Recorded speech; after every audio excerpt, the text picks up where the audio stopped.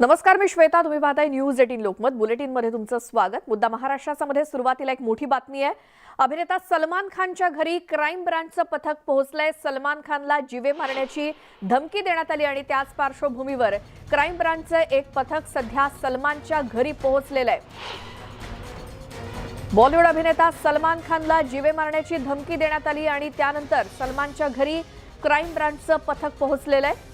सलमान खानच्या घराजवळची ही दृश्य आहेत. सलमान खान स्वतःही या दृश्यामध्ये दिसतोय आणि क्राईम ब्रांचचं पथक, कारण सलमान खानला आलेली जीवे मारण्याची धमकी आणि सलमानचं जे घर आहे गॅलेक्सी अपार्टमेंट, या ठिकाणी क्राईम ब्रांचचं पथक पोहोचलंय आणि गॅलेक्सीमध्ये क्राईम ब्रांचचं पथक, पोलिसांच्या व्हॅन्स, हे सगळं दृश्य आहे सलमानच्या घराबाहेरची. तिथे सलमान देखील या पोलिसांशी बोलताना आपल्याला दिसला आणि त्याला जीवे मारण्याची धमकी आल्यानंतर पोलिसांना ही माहिती दिली गेली आणि क्राईम ब्रांचचं पथक हे लगेचच सलमानच्या घराजवळ पोहोचल्याची ही दृश्य. आमचे प्रतिनिधी विशाल पाटील आपल्यासोबत आहेत. विशाल, सलमानला ही धमकी कधी आली आणि त्यानंतरचे सगळे अपडेट्स? श्वेता, सलमान खान आणि त्यांच्या वडिलांना एक धमकीचं पत्र जे आहे ते त्यांच्या घरी आलं होतं. साधारणतः माहितीनुसार काल हे पत्र त्यांच्या घरी आल्याचं समजतंय.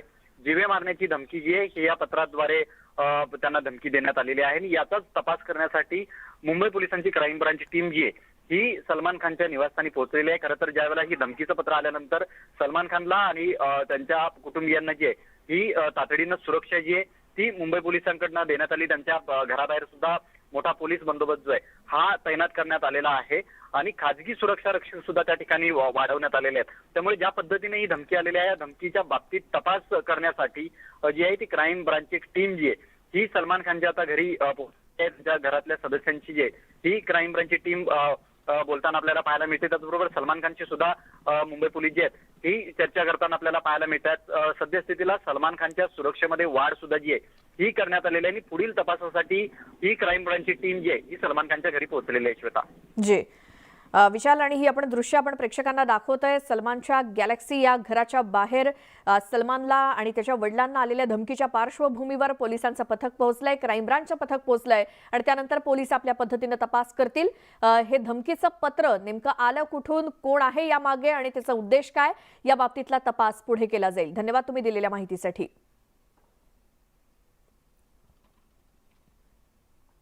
आणखी एक महत्त्वाची आणि मोठी बातमी. पंजाबमधील गायक सिद्धू मुसेवाला याच्या हत्येप्रकरणी एक मोठी बातमी समोर आली आहे, माहिती समोर आली आहे. ती म्हणजे या हत्येमागचं महाराष्ट्र कनेक्शन समोर आलंय. सचिन बिश्नोई गँगनं महाराष्ट्रामधून 2 शार्प शूटर्स बोलवले होते अशी माहिती समोर आली आहे. संतोष जाधव आणि महाकाल अशी आरोपींची नावं सुद्धा जाहीर करण्यात आली आहेत आणि या दोघांकडूनच मुसेवालावर गोळीबार करण्यात आला होता. पंजाब पोलिसांनी ही नावं देखील आता जाहीर केलेली आहेत आणि या हत्येचं थेट महाराष्ट्र कनेक्शन समोर आलंय.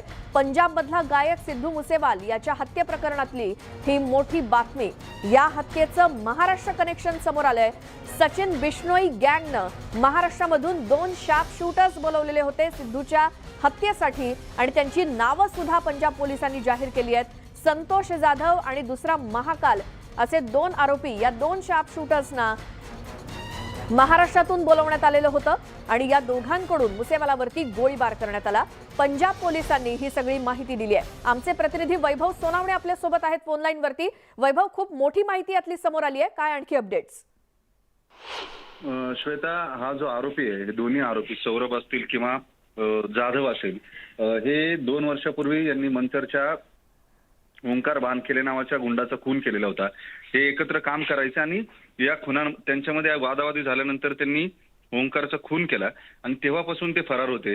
ग्रामीण पोलिसांनी यांच्यावरती मोकान्वय कारवाई सुद्धा केलेली होती, मात्र ते पोलिसांना मिळून येत नव्हते. पुणे ग्रामीण पोलिसांची जी गुन्हे शाखा आहे ती यापूर्वी राजस्थान, गुजरात आणि पंजाब या तिन्ही ठिकाणी जाऊन या दोघांचा शोध घेऊन आली आहे, मात्र ते पळून जाण्यात यशस्वी ठरलेले होते. आणि सिद्धू मुसेवालाच्या हत्येचं जे सीसीटीव्ही समोर आलं ते पाहिल्यानंतर पुणे ग्रामीण पोलिसांच्या काही कर्मचाऱ्यांच्या हे लक्षात आलं की यातले हल्लेखोर जे आहेत ते या जाधव आणि संतोष जाधव आणि सौरभ महाकाळ सारखे दिसत आहेत. त्यांनी पुन्हा याची जेव्हा खात्री केली तेव्हा संतोष जाधव हाच असल्याचं त्यांच्या लक्षात आलं आणि त्यानंतर मग पुण्याच्या पोलीस अधीक्षकांना कळवण्यात आलं त्यांनी पंजाब पोलिसांना ही माहिती दिली आणि त्या अँगलनं तपास करायला सांगण्यात आल्यावरती जी. या दोघांची नावं समोर आली आहेत. हे दोघेही सिद्धू मुसेवाला याच्या हत्येमध्ये सहभागी होते. केवळ हेच नाही तर या हत्येसाठी हरियाणातले 2 शूटर्स होते, पंजाबमधले 3 होते आणि महाराष्ट्रातून संतोष आणि सौरभ हे 2 जण होते जे मनसरचे मूळचे राहणार आहेत आणि इथे त्यांचे रेकॉर्डवरती नाव आहेत. खुनासारखे आणि मोकासारखे गंभीर गुन्हे त्यांच्यावरती जी. आहेत. पुणे पोलीस यापूर्वीच त्यांच्या शोधामध्ये होते. आता पंजाब पोलीस यांनी देशभर गाजत असलेल्या गायक मुसेवाला यांच्या हत्येच्या प्रकरणामध्ये ही सगळी माहिती जी आहे ती आता उघड केली. वैभव, धन्यवाद या सगळ्या माहितीसाठी, अपडेटसाठी. तर मुसेवालाच्या हत्ये प्रकरणातलं कनेक्शन महाराष्ट्रातून थेट उघड झालंय आणि महाराष्ट्रातून 2 शार्पशूटर्सना तिथे बोलावल्याची माहिती मिळाली आणि त्यानंतर पंजाब पोलिसांनी त्यांच्या नावासकट ही माहिती उघड केली आहे. मंत्री आदित्य ठाकरे यांचा नियोजित अयोध्या दौरा आहे आणि या दौऱ्यासाठी एकनाथ शिंदेंना याची जबाबदारी देण्यात आली आहे आणि शिंदेंना जबाबदारी देण्यावरून भाजपनं यावरती टोला हाणलाय.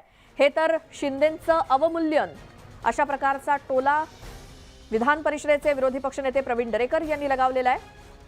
आदित्य ठाकरे यांच्या अयोध्या दौऱ्यावरून ही टोलेबाजी सुरू आहे. अयोध्या दौऱ्याची जबाबदारी शिवसेनेचे नेते आणि मंत्री एकनाथ शिंदे यांच्यावरती सोपवण्यात आलेली आहे आणि ही जबाबदारी शिंदेंवरती देण्यामागे प्रवीण दरेकरांनी एक खोचक टोला लगावलाय. हे तर शिंदेंचं अवमूल्यन असं प्रवीण दरेकर म्हणाले आणि त्यांनी आदित्य ठाकरेंच्या अयोध्या दौऱ्यावरून एकनाथ शिंदे यांच्यावरती टीका केली आहे. आदित्य ठाकरे अयोध्या दौऱ्यावरती जात आहेत आणि या संपूर्ण दौऱ्याची जबाबदारी एकनाथ शिंदे यांच्यावरती सोपवण्यात आली आहे. मात्र या गोष्टीवरून विधान परिषदेचे विरोधी पक्षनेते आणि भाजपचे नेते प्रवीण दरेकर यांनी एकनाथ शिंदे यांना टोला लगावलाय. आदित्य ठाकरेंच्या अयोध्या दौऱ्याची जबाबदारी ही एकनाथ शिंदेंवरती म्हणजे शिंदे यांचं अवमूल्यन अशा प्रकारची टीका प्रवीण दरेकरांनी केली.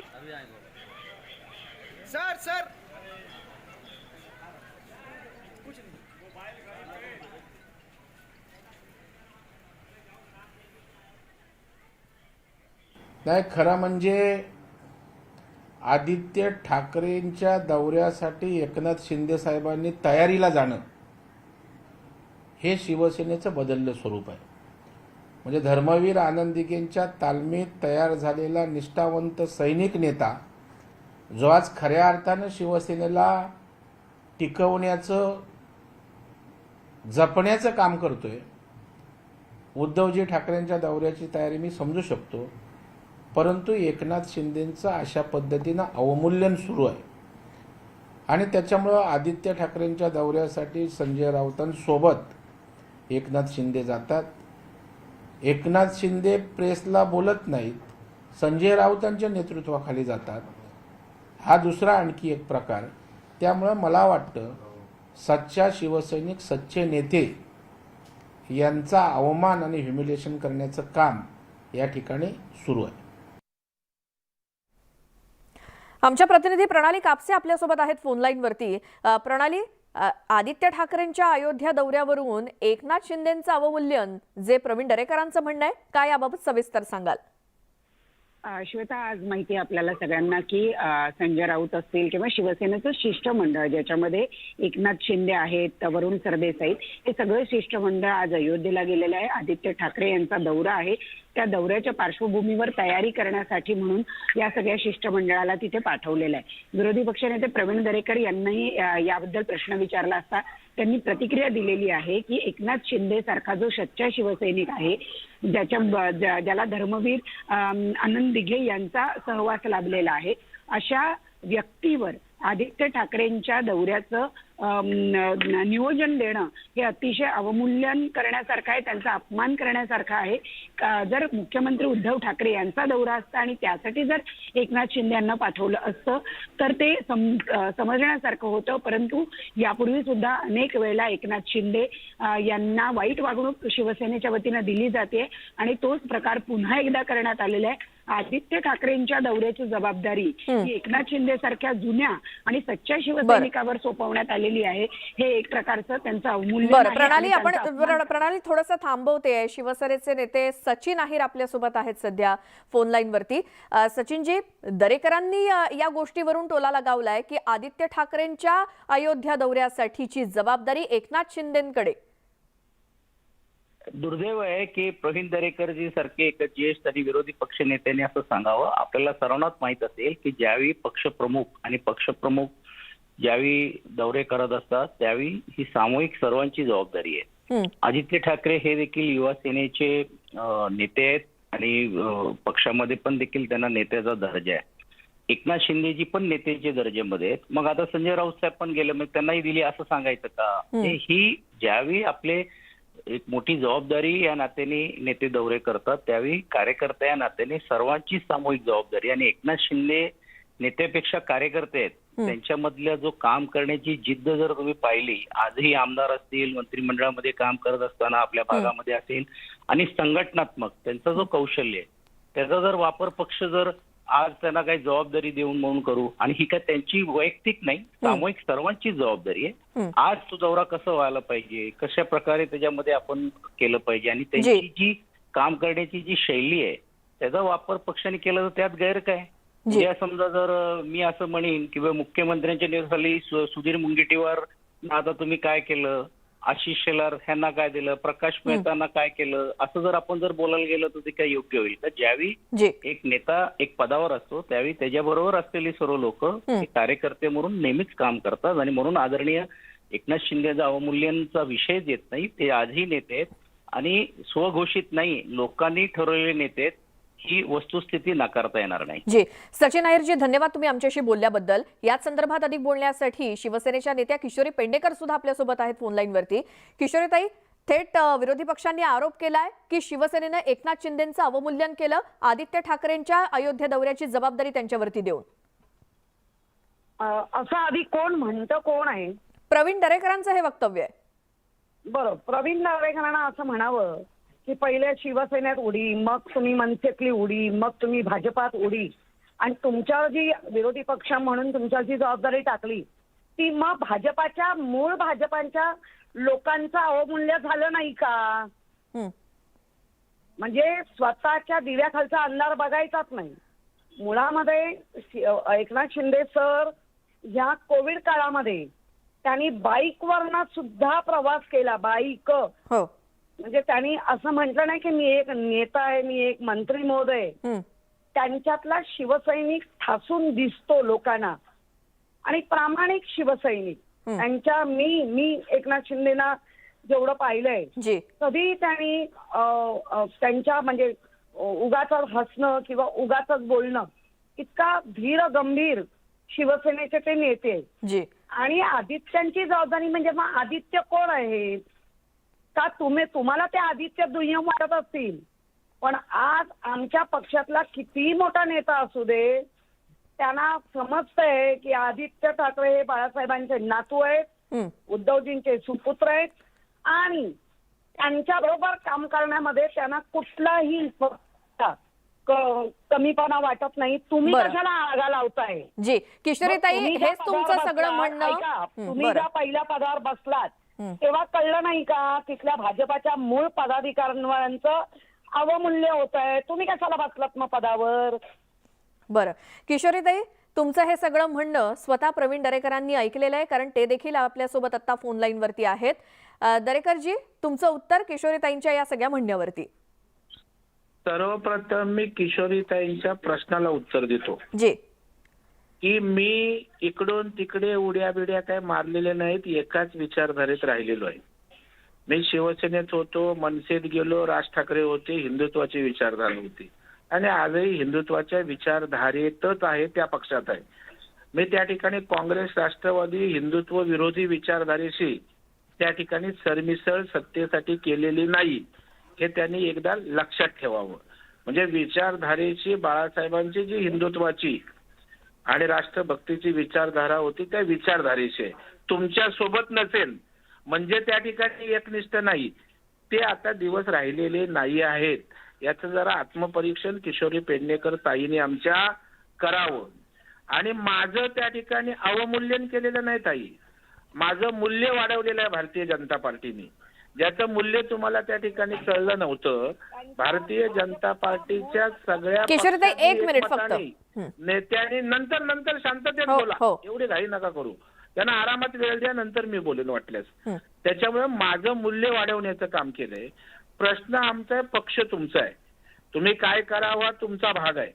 परंतु मला एक जुना शिवसैनिक म्हणून खटकलं, कारण शेवटी बाळासाहेबांनी स्वाभिमान सन्मान शिकवला. मध्ये मी चंद्रकांत खैरे साहेबांनी सुद्धा त्या ठिकाणी एक प्रसंग त्या ठिकाणी चित्रित झालेला फोटो त्या ठिकाणी पाहिला होता. मला वाटतं जेव्हा ज्येष्ठ नेते असतात, जे कर्तृत्ववान ज्यांनी पक्ष उभा केला, मला वाटतं त्यांना त्या ठिकाणी त्यांचा सन्मान त्या ठिकाणी द्यायला पाहिजे. एकनाथ शिंदे याच उद्धवजी नंतर त्या ठिकाणी पक्षात लोकप्रिय असणारा चेहरा अख्ख्या महाराष्ट्रात आहे, जो पक्षाला सांभाळतो, आमदारांना सांभाळतो. किंबहुना आम्ही जरी भाजपचे विरोधी असलो त्यांच्या, तरी विकासाच्या कामाच्या बाबतीत आज त्यांच्याविषयी राज्यात एक वेगळा आदर सन्मान आहे. आणि मग त्यांना दौऱ्याच्या तयारीला पाठवणं, किंबहुना संजय राऊत नेतृत्व करणार, त्याच्या बाजूला त्या ठिकाणी जसे धरकरी असतात आमचे कीर्तनामध्ये, त्या धरकऱ्यांचा सन्मान करून तशा प्रकारची दुसरी बाजू त्या ठिकाणी त्यांना दुय्यम देणं, हे माझ्यासारख्या कार्यकर्त्याच्या नजरेत आलं. म्हणून मी बोललो, शेवटी त्यांचा पक्ष आहे, कुणी काय करावं हा त्यांचा विषय आहे, कारण ते पक्षाचे मालक आहेत. हा मालकीचा पक्ष आहे, कारण भारतीय जनता पार्टी मालकीचा पक्ष नाही. शिवसेना ठाकरे यांच्या मालकीचा आहे, राष्ट्रवादी पवारांच्या मालकीचा आहे, काँग्रेस सोनिया गांधींच्या मालकीचा आहे. सगळे पक्ष मालकीचे आहेत आणि त्या ठिकाणी मालकी तत्व असतं, त्या ठिकाणी अशा गोष्टी होत असतात. जी, प्रवीण दरेकरांचं म्हणणं झालेलं आहे पूर्ण. तर किशोरीताई, तुम्हाला काय म्हणायचं होतं? म्हणायचं आहे, त्यांनी सांगितलं ते बरोबर आहे. प्रवीण दरेकर म्हणजेच आमचे प्रवीण दादा, हे काय जे बोलतायत त्याच्यातलं अर्ध सत्य बरोबर आहे. भारतीय जनता पार्टी ही शेठ पक्ष म्हणून ओळखला जातो, शेठ. आणि शिवसेना हा कौटुंबिक पक्ष ओळखला जातो. त्यामुळे त्यांचं ते अर्ध सत्य मी मानते. पण त्याच्यासाठी शिंदे साहेबांचं अवमूल्य झालं आमच्यात असं डोक्यात टाकून लोकांमध्ये डोकी भडकवण्याचं काम जे आतापर्यंत चाललेलं आहे, त्यातला हा छोटासा एक प्रयत्न आहे. नक्कीच मुळामध्ये आदित्य ठाकरे साहेब या ज्या दौऱ्यावर जात आहेत त्यांच्यावर सगळेच जाणार आहोत, आम्ही सुद्धा आहोत, महिला सुद्धा आहेत मोठ्या प्रमाणामध्ये. आणि इतक्या दुसऱ्या राज्यात जाऊन आलेल्या लोकांना एक रात्र का होईना कुठे राहता येईल, कसं करता येईल, हा सगळ्याचा आढावा घेण्यासाठी सगळ्यात ज्येष्ठ असलेले एकनाथ शिंदे, त्याचबरोबर संजय राऊत, नंतर आमचा आदित्यांबरोबर अगदी उजवा डावा हात करून असलेला सूरज चव्हाण, हे सगळे तिथे गेलेले आहेत. का गेले तर तिथे ती व्यवस्था पाहायला गेले. त्याच्यामध्ये अगदी वरुण सरदेसाई सुद्धा आहेत त्याच्यात. मग त्याच्यामध्ये इतकं काय अगदी तुम्हाला वाटतं की त्यांचं अवमूल्य झालं? ते सैनिक आहेत. सैनिक हा नेहमी ठाकरे, बाळासाहेब ठाकरे घराण्याशी खांद्याला खांदा लावून काम करणारी लोक आहेत. तर त्याच्यामध्ये तिथला दौरा नक्की तुम्हाला कसा वाटतो हा महत्वाचा प्रश्न आहे. जी बिलकुल. किशोरीताई, हे वाद प्रतिवाद आणि आरोप प्रत्यारोप हे असे सुरू राहतील या मुद्द्यावरून. धन्यवाद, तुम्ही दोघेही आमच्याशी बोललात. किशोरी पेडणेकर आणि प्रवीण दरेकरजी, दोघांचेही धन्यवाद आमच्याशी बोलल्याबद्दल. एकनाथ शिंदे यांना आदित्य ठाकरेंच्या अयोध्या दौऱ्याची जबाबदारी दिली, यावरून प्रवीण दरेकरांनी लगावलेला टोला आणि त्याला किशोरी पेडणेकर यांनी दिलेले उत्तर. मात्र या सगळ्यामध्ये प्रश्न अनुत्तरित राहतोय की किशोरी पेडणेकर यांनी उपस्थित केलेला तो म्हणजे जर एकनाथ शिंदेंना याची जबाबदारी दिली तर मग त्यात गैर काय?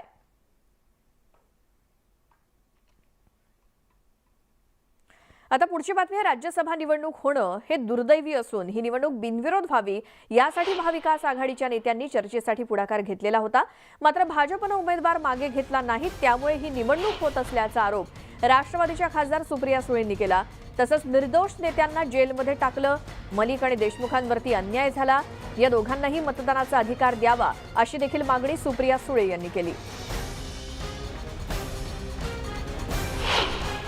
एकतर आमचे दोन नेते त्यांनी काही न केल्यामुळे नसतानाही आमच्यावर अन्याय आणि आमच्या नेत्यांवर अन्याय दोन्ही नेत्यांना ज्या पद्धतीने अटक झाली आणि ज्या पद्धतीने त्यांना जितके महिने आज ठेवलेलं आहे, हा खरंच आमच्या दोन्ही नेत्यांवर हा अन्याय आहे. पण आमचा कोर्टावर विश्वास आहे आणि आम्हाला आज न उद्या तिथून न्याय मिळेल याच्यावर माझा विश्वास आहे. पण त्या दोघांना मतदानाला संधी द्यावी याच्यात माननीय भुजबळ साहेब स्वतः त्याचा फॉलोअप केला.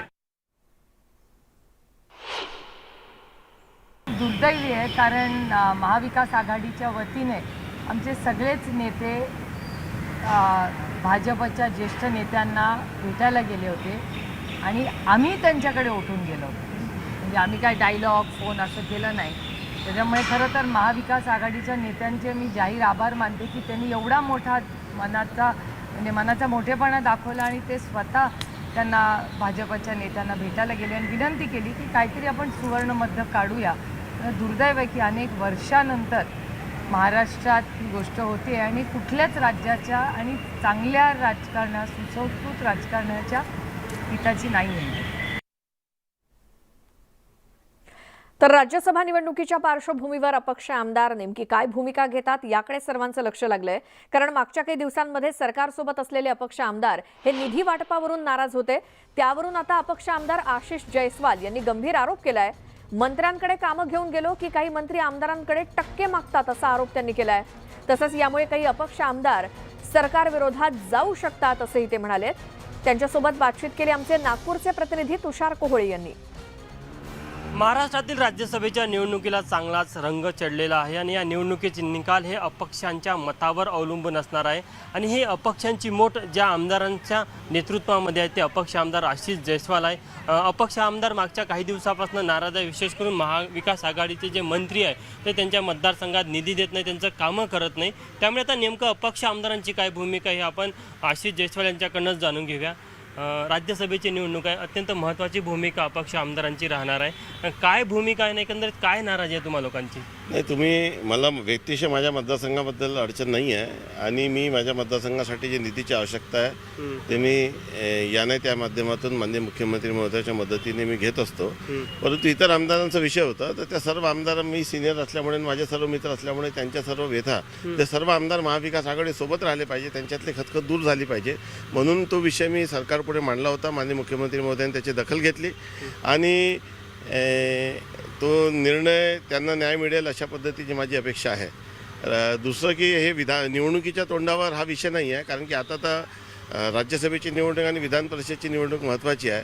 तर त्या सर्व आमदारांच्या ज्या अडचणी आहेत ते मांडून मी त्यांना ते सर्व सरकारच्या सोबत राहिले पाहिजे म्हणून माझी धडपड आहे. नेमकं त्या आमदारांच्या मंत्र्यांसंदर्भात काय तक्रारी होते किंवा महाविकास आघाडी सरकार संदर्भात काय तक्रारी होते? मी पूर्वीच सांगितलं की काही मंत्री हे खूप चांगल्या पद्धतीने काम करतात, आमदाराला समजून घेतात, त्याला ताकद देतात, आमदाराला त्याच्या मतदारसंघाचे कामं करतात. परंतु काही मंत्री हे जरा खूप वेगळ्या तोऱ्यातच राहतात. तर त्यांच्या संदर्भात आमची नाराजगी निधी देताना आमदाराला विचारत नाही, मनमान्या पद्धतीने काम करतात आणि फार वाईट अनुभव त्या मंत्र्यांचे आहेत. आमची तर सरकारला मागणी राहणार आहे की जे मंत्री आमदारांना घेऊन चालत नाही, आमदारांशी चांगल्या पद्धतीने बोलत नाही, त्यांच्या मतदारसंघाला न्याय देत नाही आणि फक्त पदाचा उपभोग करण्यासाठी ते बसले आहे, उपयोग करण्यासाठी बसले नाही आहे, तर अशा मंत्र्यांची हकालपट्टी सरकारने करावी अशा पद्धतीची आमची मागणी राहणार. काही आमदारांनी तुमच्याकडे तक्रार केली होती की काही मंत्री टक्केवारी मागतात कामासाठी? कसं आहे की या विषयावर मी मीडियापुढे आज बोलणार नाही. आता ही निवडणूक आहे, आम्ही सर्व महाविकास आघाडीच्या सोबत आहोत आणि माननीय संजय पवार यांना निश्चितपणे निवडून आणण्यासाठी आम्ही प्रयत्न करू, ते निवडून येतील. आणि बाकी जे काही विषय असतील ते सध्या ते विषय निवडणुकीच्या तोंडावर बोलणं योग्य नाही. त्या 20 तारखेच्या नंतर त्या विषयावर मी भाष्य करेल. नाही, पण जे आमदार नाराज आहे महाविकास आघाडीसोबत आहे, पण जे अपक्ष आमदार नाराज आहे ते दुसऱ्या बाजूने जाण्याची शक्यता वाटते. माननीय मुख्यमंत्री महोदय सक्षम आहे, ते आमदारांच्या ज्या अडचणी आहेत त्याच्यावर त्यांनी दखल घेतलेली आहे आणि ते हे सर्व नाराजगी दूर करतील आणि सर्व आमदार महाविकास आघाडीसोबत राहतील. राज्यसभेच्या निवडणुकीच्या पार्श्वभूमीवर अपक्ष आमदारांसोबत काही चर्चा झाली का तुमच्यासोबत? काही चर्चा झाली नाही, आज चर्चा होईल. यापूर्वी चर्चा झाली आहे आणि आजही चर्चा होईल. काय वाटतं तुम्हाला अपक्ष आमदारांची नाराजी दूर करण्यासाठी काय विचार करायला पाहिजे, काय करायला पाहिजे? नाराजगी म्हणजे काही नाही, प्रत्येकाला प्रत्येकाच्या मतदारसंघासाठी प्रकल्प पाहिजे, कामं पाहिजे. ज्या जनतेला जे वचनं देऊन आम्ही निवडून आलो त्या मतदारसंघाचे ते वचनं पूर्ण झाली पाहिजे. त्या जनतेला जे अपेक्षा आहे आमदारांकडून तर ते शेवटी सरकार पुढे आपली जनतेची बाजू मांडणे, आपल्या मतदारसंघाच्या अडचणी सांगणे, ते मतदारसंघाला दिलेले कमिटमेंट पूर्ण करण्यासाठी प्रयत्न केले. धानाचा बोनसचा प्रश्न आहे, तो अजून झालेला नाही आहे. गारपिटीचं अनुदान मिळालेलं नाही. असे जे विषय आहेत ते सर्व विषय त्याचे आम्हाला लोकांना फेस करायचं, तर त्याचं उत्तर तर आम्ही सरकारपासून घेऊच. किती एकूण असे आमदार आहेत तुम्ही आणि ते सगळे आमदार मिळून आता कधी मुख्यमंत्र्यांची भेट घेणार आहात? आज माननीय मुख्यमंत्री महोदयाची भेट होईल, तर तेव्हा देखील आम्ही हा विषय उपस्थित करू. आणि निवडणुकीशी याला जोडणं योग्य नाही. ती तर सातत्याने निरंतर प्रक्रिया आहे. निवडणूक आली की आम्ही सरकारच्या सोबत राहतो, परंतु निवडणूक नंतर सरकारने देखील आमच्या प्रश्नाचे सर्व वेगवेगळ्या विभागाकडे जे प्रश्न आहेत त्याचं निराकरण करावं. पण निवडणूक झाली म्हणजे सरकार तुमच्यासोबत राहत नाही, अपक्ष आमदारांना वाऱ्यावर सोडलं जातं. नाही, असं एकदम म्हणता येणार नाही. 3 पार्टीचे सरकार आहे, त्याच्यामुळे काही मंत्र्यांचं आहे, जे मंत्री चुकीच्या पद्धतीने मागतात त्याचं दखल मुख्यमंत्र्यांनी घेऊन त्यांना त्यांची हकालपट्टी करावी. किती मंत्री असे महाराष्ट्रात? मी आता या संदर्भात आज भाष्य करणार नाही, परंतु 20 तारखेच्या नंतर मी निश्चितच बोलेन. कोणत्या पक्षाचे आहे म्हणजे मी या संकेत तर द्या थोडसे. म्हणजे या आजच्या घडीला आता निवडणूक हा आमचा टार्गेट आहे. महाविकास आघाडीचा उमेदवार विजय होणे हा आमचा टार्गेट आहे. आणि निवडणुकीच्या तोंडावर असं कुठलंही वक्तव्य करणं मला योग्य वाटत काही अपक्ष आमदारांसोबत भाजपच्या नेत्यांचा देखील संपर्क झालेला आहे. नाही. माझं या संदर्भामध्ये मला माहिती नाही, मला वाटत नाही. कारण की सरकारच्या विरोधात कशाला लोक जातील, जे सरकारच्या सोबतच राहतील आणि आपल्या मतदारसंघाच्या कामं करून घेतील. काय वाटतं 6व्या उमेदवार कोणाचा जिंकून येईल, भाजपचा की महाविकास आघाडीचा? काय किती मतांची फरक आहे आणि काय होऊ शकतं? संजय पवारच महाविकास आघाडीचे आमदार म्हणून निवडून येतील असा मला विश्वास आहे. तर आपण बघू शकतो की स्पष्ट सांगितलं नाही आशिष जयस्वालनी, मात्र ते अपक्ष आमदाराचं नेतृत्व करतात आणि सगळे अपक्ष आमदार त्यांच्या नेतृत्वामध्ये आणि त्यांच्या मार्गदर्शनामध्ये या संपूर्ण महाविकास आघाडीच्या सरकारसोबत आहे. मध्यंतरी जे आमदारांची नाराजी होती का काही आमदारांच्या मतदारसंघामध्ये निधी मिळत नव्हता, त्या संदर्भात देखील त्यावर ते होते आणि त्यांनी ह्या संपूर्ण प्रकरणाची चौकशी केली. काही मंत्र्यांची त्यांनी मुख्यमंत्र्यांकडे तक्रार केली आणि ज्या मंत्र्यांची त्यांनी तक्रार केली, जे मंत्री अपक्ष आमदारांकडे लक्ष देत नाही, अशा मंत्र्यांची मंत्रिमंडळातून हकालपट्टी करावी अशी देखील त्यांनी मागणी केलेली आहे. राज्यसभेच्या निवडणुकीच्या मतदानाला अवघे काही दिवस शिल्लक राहिलेला आहे. अशातच अपक्ष आमदारांची जी नाराजी आपल्याला पाहायला मिळत आहे, त्यामुळे ते महाविकास आघाडीच्या पथ्यावर पडू नये, त्यामुळे निश्चितच महाविकास आघाडीच्या नेत्यांना या सर्व अपक्ष आमदारांना सोबत घेऊन पुढची रणनीती ठरवावी लागणार आहे. व्हिडिओ जर्नलिस्ट प्रशांत मोहितेसह तुषार कोळे, न्यूज 18 लोकमत, नागपूर. तर जयस्वालांच्या या आरोपांमुळे राज्यातलं महाविकास आघाडी सरकार कसं काम करतं याचा भांडाफोड झाला असल्याची प्रतिक्रिया विरोधी पक्षनेते दरेकरांनी दिली. या निमित्तानं त्या ठिकाणी अनिल देशमुख आत आहेत, नवाब मलिक आत आहेत आणि आता तर सत्तेतलाच आमदार जर म्हणत असेल की टक्केवारी द्यावी लागते, यावरून हे सरकार वसुली सरकार आहे. त्या ठिकाणी टक्क्यावर त्या ठिकाणी मलिदा गोळा करणारं सरकार आहे आणि त्यामुळं अपक्ष आमदारांच्या मनामध्ये असंतोष काय आहे तो त्यांनी प्रतिबिंबित केला आहे आणि महाराष्ट्रातील जनतेच्या मनात सुद्धा या सरकारच्या विषयी वसुली सरकार म्हणून भावना आहे, त्यांच्याही मनामध्ये असंतोष आहे. त्याचं प्रातिनिधिक स्वरूप त्या ठिकाणी आशिष जयस्वालांच्या वक्तव्याच्या माध्यमातून महाराष्ट्रातील जनतेसमोर आले. तर भाजपचा हिशोब करण्याची संधी आपल्याला 2024 मध्ये मिळणार आहे. फक्त अर्जुन खोतकरांनी आपला बाण म्यान करू नये. अर्जुनानं बाण म्यान न केल्यास दानवेरूपी दानवाचा वध हा निश्चित आहे, असं वक्तव्य राज्यमंत्री अब्दुल सत्तार यांनी जालन्यात केलं. अर्जुनाच्या बाणानं दानवेंचा राजकीय वध नाही केला तर माझं नाव अब्दुल सत्तार नाही, असं देखील सत्तार म्हणाले. मी म्हणलं फक्त अर्जुन बाण म्याननी व्हायला पाहिजे, नाही तर अर्जुन बाणने मी कधी रावसाहेब दानवेचा राजकीय वध नाही केला तर मला सत्तार नाही. या नेत्यांनाही माझी विनंती आहे की अर्जुनरावला थोडा सोडा. बघा अर्जुनराव कसा वाघ आहे आपला, कसा चीता आहे, अभी टायगर जिंदा आहे. माझ्या निवडणुकीमध्ये हरण्यामध्ये कोणी गरीब आणि श्रीमंत होत नाही. राजकारणामध्ये असे राजकीय ज्या ज्या वेळेस धोके होतात, अशा धोक्याचा मुकाबला करावा लागतो. मुंह में राम और बगल में छोड़ी, अशा पद्धतीने तुम्हाला धोका देण्यात आला अर्जुनराव, आणि त्या धोक्याचा बदला घेतल्याशिवाय हा शिवसैनिक तमाम म्हणजे शिवसैनिक राहणार नाही, मला त्याची जाणीव आहे. या बातमीचा एक छोटासा ब्रेक घेऊन आपण लगेच परत येऊया. तुम्ही पाहत राहा मुद्दा महाराष्ट्राचा.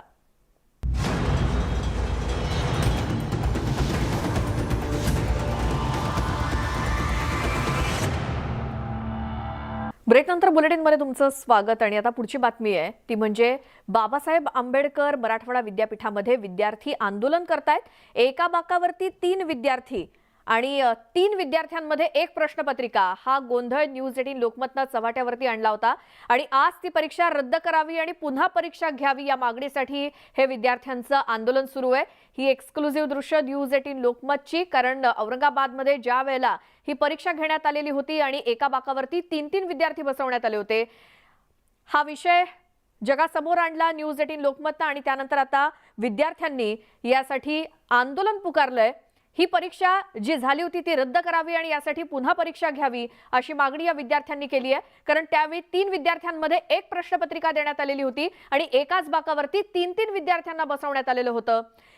उच्च आणि तंत्र शिक्षण मंत्र्यांनी याबाबत कारवाईचे आदेश दिले. मात्र यामध्ये नुकसान हे विद्यार्थ्यांचं आहे, कारण त्यांना पुरेशी बसायला जागा नाही. 3 विद्यार्थ्यांमध्ये एक प्रश्नपत्रिका अशी परिस्थिती असताना विद्यार्थ्यांचं जर नुकसान झालं तर त्याला जबाबदार कोण? आणि हाच मुद्दा घेऊन विद्यार्थी आता आंदोलन करतायत. आमचे औरंगाबादचे प्रतिनिधी सिद्धार्थ गोदाम आपल्यासोबत आहेत. सिद्धार्थ, काय आहे विद्यार्थ्यांची भूमिका?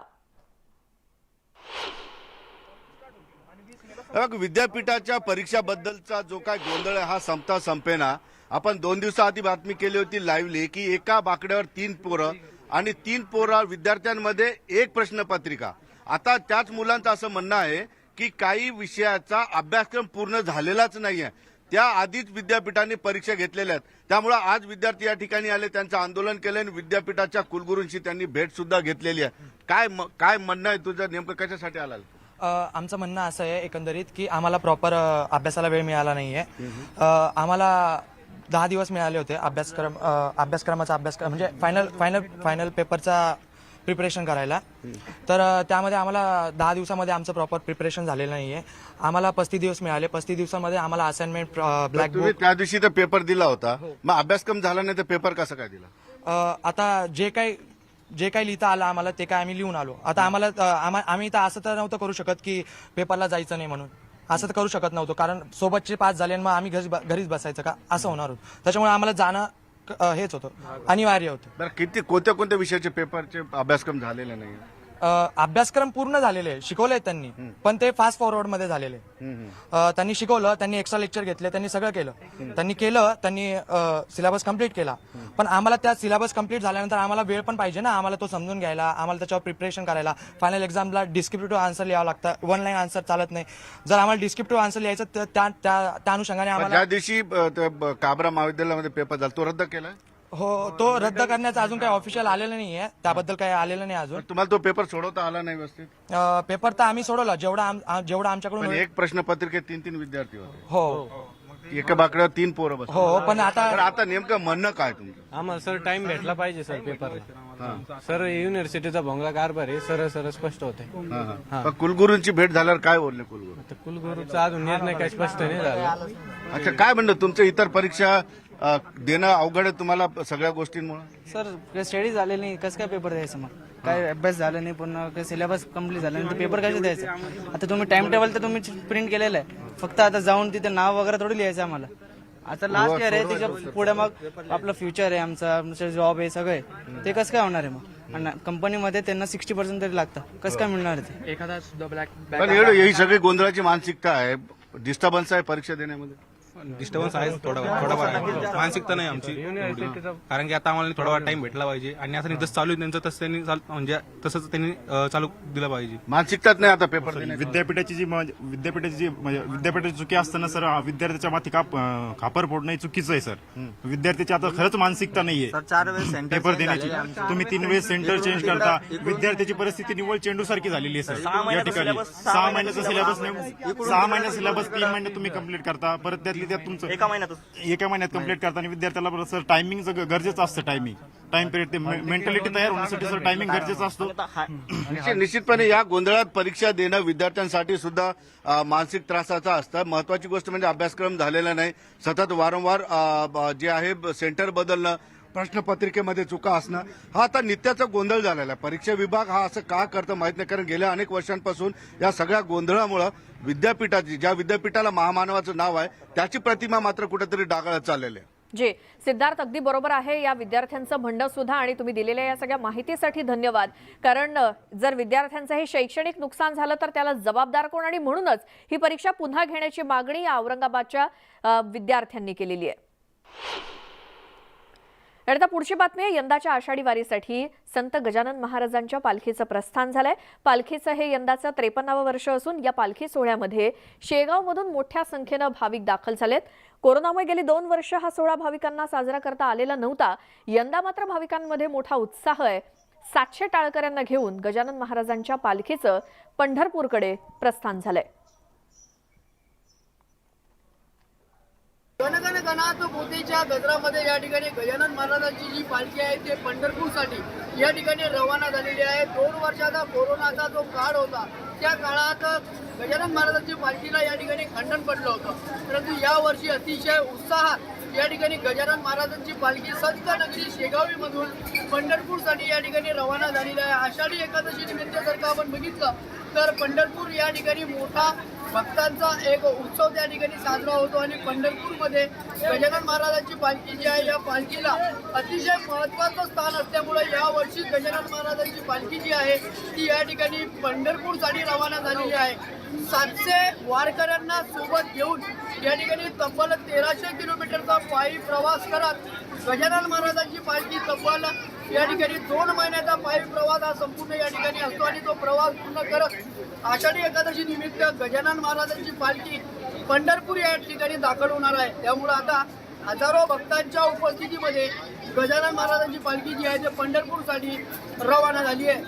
राहुल खंडारे, न्यूज 18 लोकमत, बुलढाणा. गेल्या 4 वर्षांपासून शेगाव अकोला पालखी मार्गाचं काम रखडल्याचा आरोप नागरिक करतायत आणि या मार्गासाठी अनेक आंदोलनं झाली, निवेदनं देण्यात आली, मात्र रस्त्याचं काम अगदी कासव गतीनं सुरू आहे. त्यामुळे इथून ये जा करणाऱ्यांना त्रास सहन करावा लागतोय. महत्त्वाचं म्हणजे शेगावमधून निघालेली गजानन महाराजांची पालखी याच मार्गाने अकोल्यामध्ये प्रवेश करेल.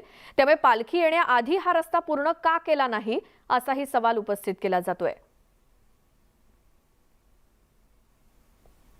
रस्ता खराब आहे किंवा गाडीचं कारचं सस्पेन्शन 3दा बदलावं लागलं 3 वर्षामध्ये.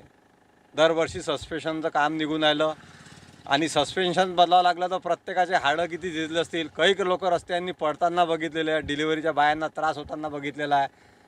म्हणजे इतकी माती उडते, इच्छा असो की नसो तुम्हाला 50 ग्रॅम माती अकोल्यापर्यंत खावाच लागते. 4 वर्षापासून खराब आहे.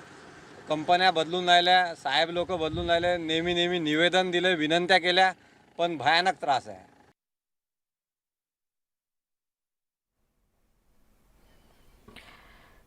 या रस्त्याची नेमकी काय परिस्थिती आहे याचा आढावा घेतलाय आमचे प्रतिनिधी कुंदन जाधव यांनी. शेगाव अकोला पालखी मार्ग हा गेल्या 4 वर्षापासून रखडलेला आहे आणि या रस्त्यासाठी मोठ्या प्रमाणात आंदोलनही केली गेलेली आहेत. आपण सध्या निमकर्दा येथील या रस्त्यावर आहोत. ही रस्त्याची दुरवस्था आपण पाहू शकतो कशाप्रमाणे हा रस्ता खरडलेला आहे. मोठे खड्डे या रस्त्यांवर आहेत. कंपनी प्रत्येक वर्षी येते, धातूरमातूर काम करते आणि निघून जाते असा आरोप गावकऱ्यांचा आहे. आपल्यासोबत काही गावकरी आहेत, त्यांच्याचकडून जाणून घेऊया कारण की त्यांना नेमका काय त्रास होते. दादा मला सांगा, किती वर्षापासून हा रस्ता रखडलेला आहे आणि काय त्रास होता? 4 वर्ष झाले हा दिंडी मार्ग रखडलेला आहे, परंतु मधात कोरोनामुळे 2 वर्ष पालखी आली नाही. त्यामुळे पालखीवाल्यांना या रस्त्याचा त्रास झाला नाही. परंतु दर शनिवारी आणि दर बुधवारी रात्री या मार्गाने हजारो पायदळ वारकरी संत गजानन महाराजांच्या दर्शनासाठी रात्रभर पायी प्रवास करतात. त्यांना गेल्या 4 वर्षापासून मोठ्या प्रमाणात त्रास सहन करावा लागत आहे. परंतु शासकीय अधिकारी आणि जिल्ह्यातील राजकारणी मात्र या विषयावर मुख गिळून चूप बसलेले आहेत. सर्वात जास्त त्रास हा शेतकऱ्यांना, शालेय विद्यार्थी, स्त्रीभक्तांना, प्रवाशांना यांच्यामुळे नाहक त्रास सहन करावा लागत आहे. आज शालेय विद्यार्थ्यांसाठी बस फेऱ्या बंद आहे. यांच्यामुळे शेतकऱ्यांचं फार मोठं आणि विद्यार्थ्यांचं फार मोठं नुकसान झालेलं आहे. अधिकारी वर्ग याच्यातून कुठेतरी पळ काढताना दिसत आहे. कुठल्याही प्रकारचे उत्तरे अधिकारी वर्ग आम्हाला देत नाही आहे. आंदोलने केले, उत्तरे देण्यासाठी अधिकारी हजर राहत नाहीत. आज रोजी आमच्या 4 प्रकारच्या मागण्या आहेत. त्या मागण्या पूर्ण करण्यासाठी आम्ही आज रास्ता रोको आयोजित केलेला आहे आणि जर प्रशासनाने याकडे दुर्लक्ष केलं तर याहीपेक्षा आम्ही उग्र आंदोलन छेडण्याचा प्रयत्न करू. आजही यासाठी आंदोलन होतंय. मात्र हा रस्ता आता केव्हा होईल हे शासनच सांगू शकेल. परंतु महाराजांची पालखी आता उद्या अकोल्यात प्रवेश करणार आहे आणि हाच मार्ग अकोल्यात जाण्यासाठी आहे. माऊलीच्या पायाला इजा होऊ नये हीच एक अपेक्षा. कुंदन जाधव, न्यूज 18 लोकमत, अकोला. या बातमीसह मुद्दा महाराष्ट्राचा मध्ये आणखी एक छोटासा ब्रेक घेऊन आपण लगेचच परत येऊया. तुम्ही पाहता news 18 Lokmat.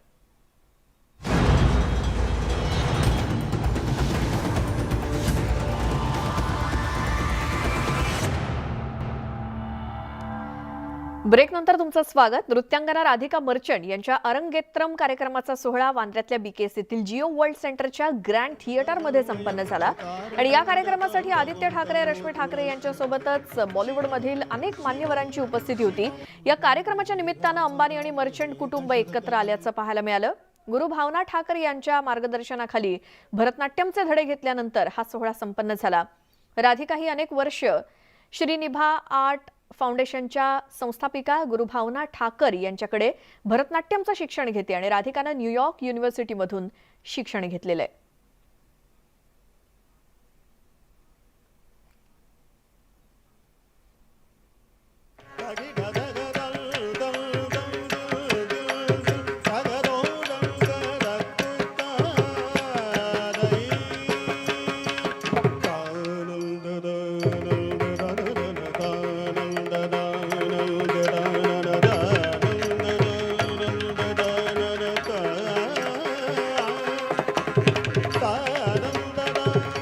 Can we now just take a minute to appreciate that incredible start to the evening?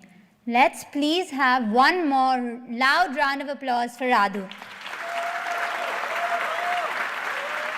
The next performance tonight is Ganesh Vandana with Kautvam.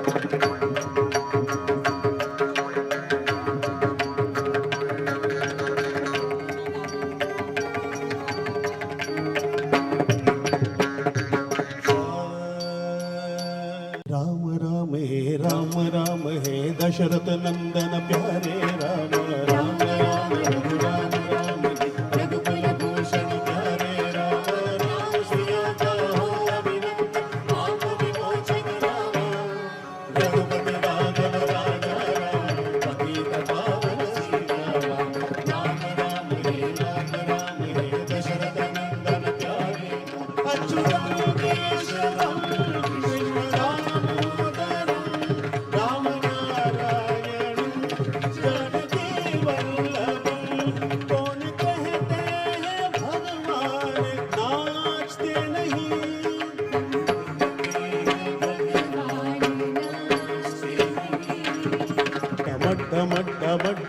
Ninad बड्डमर्वय चकार खंड तांडवं तनोतु न शिवं शिवं शिवं शिवं जटातटाः सम्भ्रमभ्रमन्निलिम्बलोचनि विलोलवीरिवज्जनी विराजमानमूर्धनि धगत् धगत् धगत् ज्वलल्ललाटपट्टके किशोरचन्द्रशेखरे रतिप्रतिक्षणं मम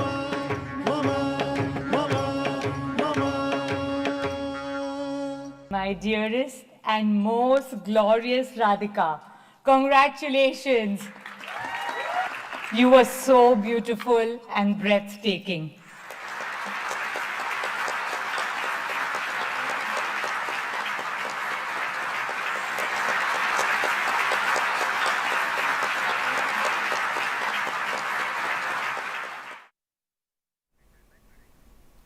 आणि यासोबतच वेळ झाली मुद्दा महाराष्ट्राचा मध्ये आता इथेच थांबण्याची आणि सगळ्या ताज्या बातम्यांच्या अपडेटसाठी न्यूज 18 लोकमतच्या यूट्यूब चॅनलला सबस्क्राईब करायला विसरू नका. फेसबुकवरती सुद्धा आम्हाला फॉलो करा.